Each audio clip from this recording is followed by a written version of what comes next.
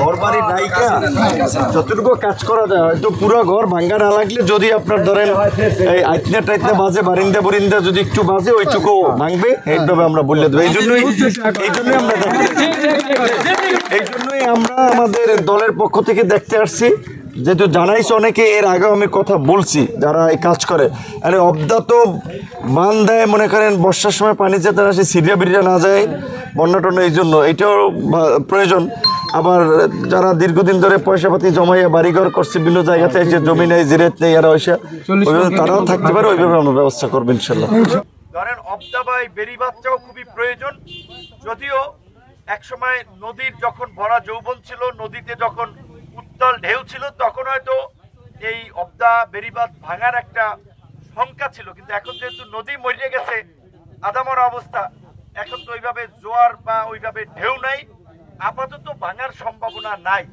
সুতরাং সেই জায়গা থেকে আমরাও ইঞ্জিনিয়ার ওনাদের সাথে কথা বলে যে বাড়িঘরগুলো রেখে, বা যদি কোনো বাড়ির অর্ধেক বাজে তাহলে এইটুকু তো ভাঙতে হবে, কিছু করার নাই। একেবারে পুরোপুরি তো ওনারা কাজ করতেছে, সেটাও দেশের জন্য, কিন্তু আবার একই সাথে মানুষ মাইরেও তো কাজ করা যাইবে না। মানুষ বিভিন্ন জায়গা থেকে, চরাঞ্চল থেকে আইসে এটার পাশে বাড়ি করছে, কাজকর্ম কইরা ছোট একটা ঘর বাড়ি করছে।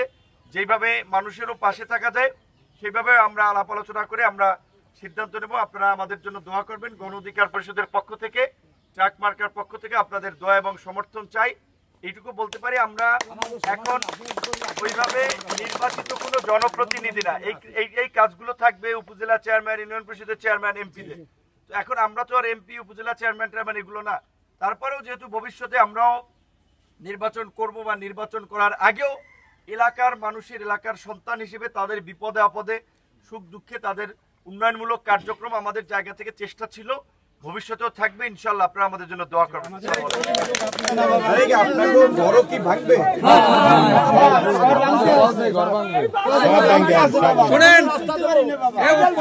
তার সাথে এই সিজনে ভাঙবে না, আগামী সিজনে চিন্তা, আগামী সিজনে এবছর ভাঙবে না, অফিসারে বলে দিতেছে এটা আমাদের সাথে তারা দিতেছে। আপনারা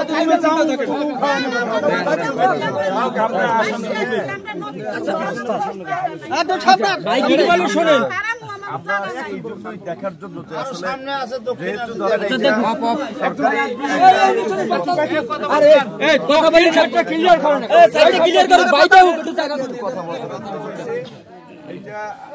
মানুষের চাহিদা,